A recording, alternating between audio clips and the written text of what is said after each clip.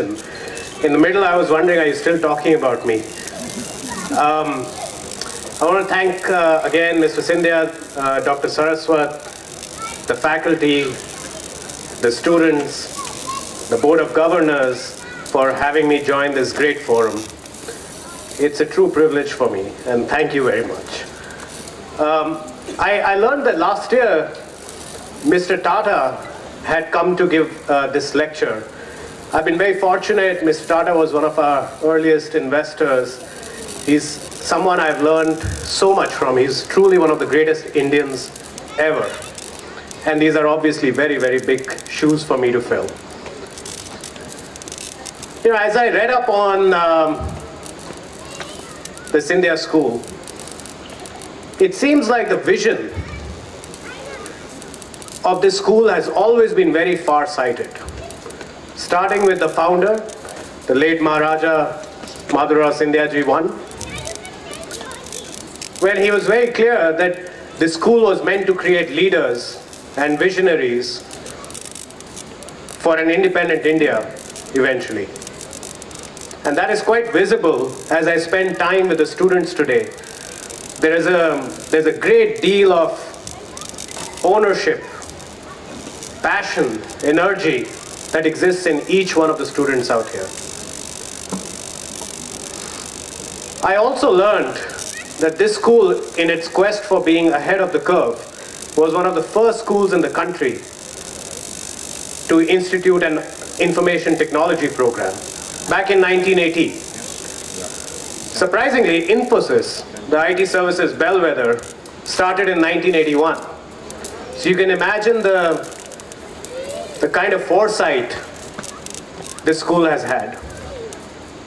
But very importantly, I actually want to mention one very important thing, which I've identified about the ethos of this school. And this has to do with an anecdote pertaining to Mr. Scindia himself. Back in 2008 or 9, around 2008, before the 2009 general elections, I was this young kid. I'd just started this struggling startup. This was not a Kunal Bahl who will be invited to one of the most prestigious Founders' Days of the country. And I sent him an email saying, Mr. Scindia, I think the social media thing is a really interesting thing. It may have a great impact on the future of how political campaigns are run. I'd like to come and talk to you about it. Because I was always a geek, so I was always looking into new technologies, and back then social media was considered a technology, not something as pervasive as it is today. I remember I got a response within 45 minutes, and this is a complete cold call email for the most part. And he met me, he spent time with me, he gave me feedback, and asked me to come back, and I went back again, and we had a great discussion about this. What it taught me was that humility is such an integral part of the culture of this whole school and of everyone associated with it, which is such an integral component of dealing with success and dealing with failure through life. The students of this school have an incredible opportunity. They should be truly proud of themselves. I've traveled far and wide. I often go to schools to meet students. I would rate the Scindia School right up there in every possible way.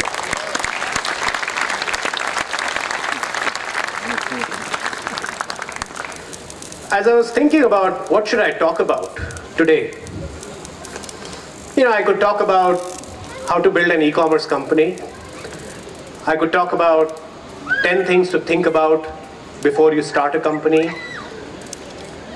But I realized that one of the most important lessons I have learned is about how do you deal with adversity and failure. Because don't believe the headlines. For every successful story, there are dozens and dozens of interspersed moments of failure. And it's very important for every person to remember that. Because to those who have been successful, it lends them humility. And for those who seek success, it lends them hope. The first thing I always think about is, especially in our society, and this is for the students, it is very, very important to never be concerned about, never be scared about what other people will say about whatever you want to do. Especially being scared about the fact that what will they say if you were to fail? Because then you would never start anything. It is not easy to start because there is always this fear that people will judge you. But here's the good news. People will judge you anyways.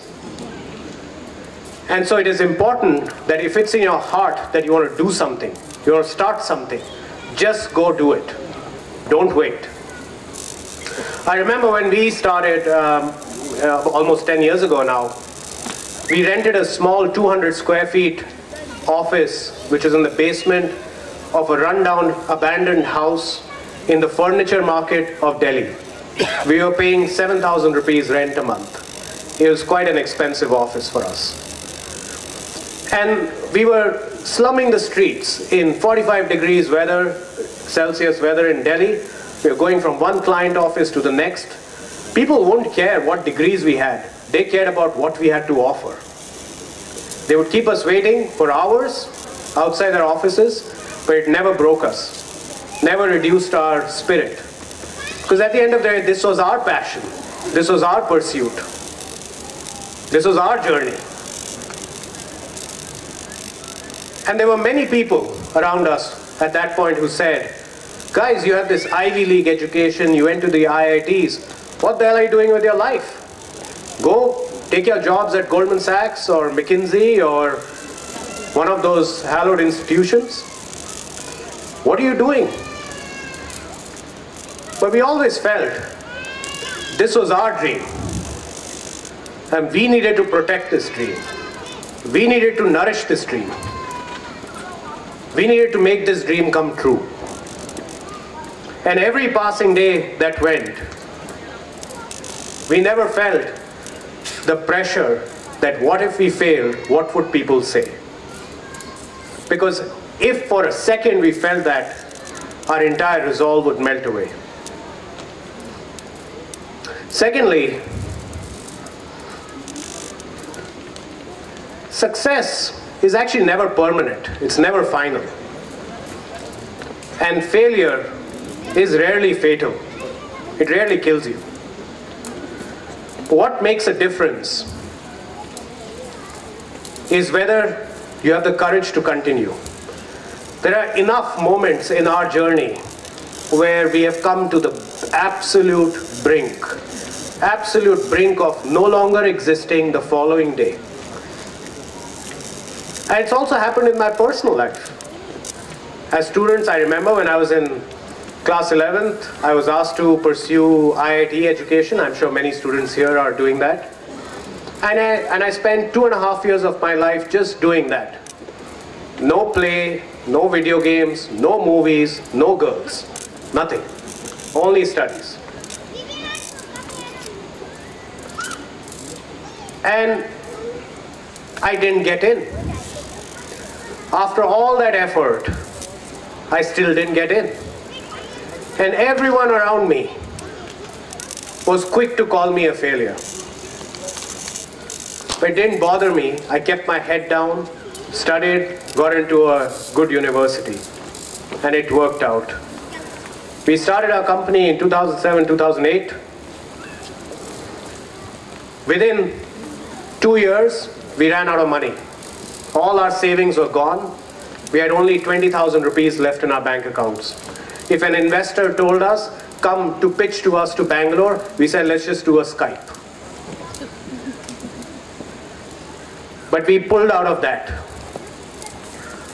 even though we knew that there was not much hope. In 2013, a few years later, we had already raised a lot of money, a lot of investors had come in, but somehow the company was not going on track, and we were in trouble again. The market had changed on us. and we hadn't changed the business as fast as we should have. And we again had 1 month of money left. But we kept going. We just kept going. And someone extended us a loan. And that kept the company afloat. Within a year or two, we had raised another $1 billion from a company that had only 5,000 rupees left in the bank account. At each juncture, it would have been very easy to lose our resolve, lose our patience, lose all joy of coming to work every day and dealing with a tough situation. But I think that's where having a great partner, and I have the best partner anyone can have in Rohit, helps. In the end, I've realized that if you want to do something big, something great, it is absolutely critical to know that it is going to be tough. And it is going to take an enormous amount of energy. And there will be times where things will be on the down and low. But as long as you work in a spirited manner with passion and self-belief that you will pull out of this, I can tell you with guarantee, you will pull out of this. Finally, dealing with failure or dealing with a low point, dealing with adversity is extremely hard, extremely tough. But I've learned there is one great way of dealing with it emotionally. And that is to remember that there is always something in your life that you still love. And that all is never lost. And harnessing that positivity, if you know what you love, you already have. You will not want anything else. For the great students here, love your friends. Know who's the true friend who will recognize your tear rather than only your smiles. You just need one true friend. Love the knowledge you're getting. It will stick with you forever. Your faculty, your family is giving their lives, imparting their knowledge to you. You must cherish it forever. It will last you a lifetime, even if everything else goes away. Love your health. It is very, very critical to stay healthy, because if you are healthy, you'll be able to achieve everything you set out to do. And most importantly, love your country. We have the greatest nation on the planet. Absolutely the greatest. Like many of you, I've traveled around the world to dozens of countries.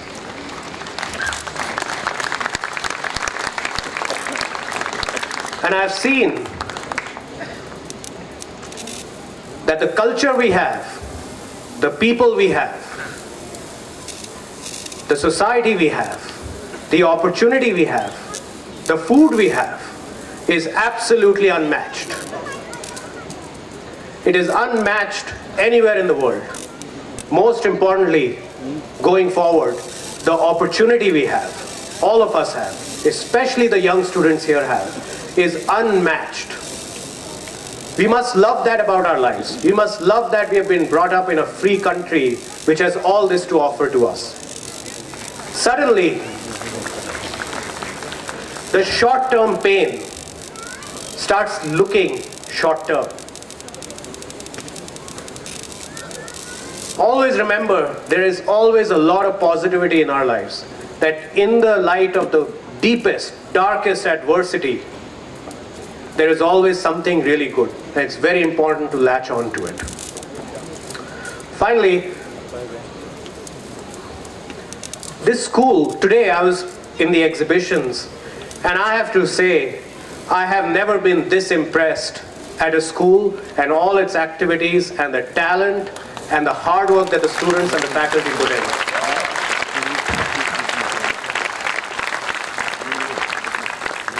The metal work, the work being done with wood, the work being done with vegetable colors, the work being done using robotics, 3D printing, you name it, this school has it all, and I've never seen it before.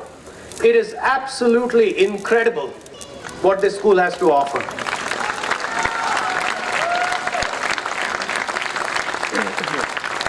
But with that, for each of the students here, especially those who are clapping, make sure there is a sense of, you know that there is a sense of responsibility that comes with it.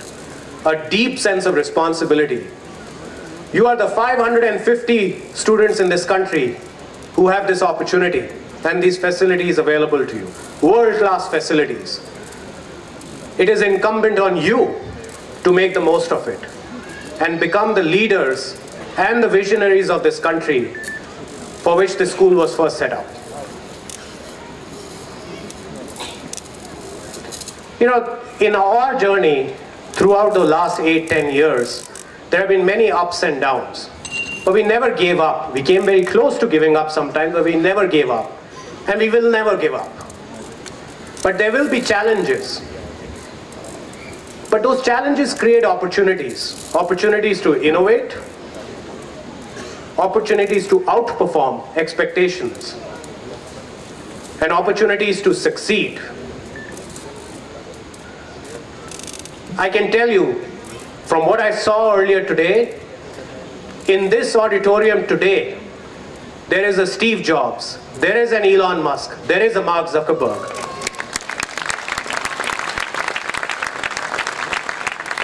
And look left, look right, or look at yourself, it could be you.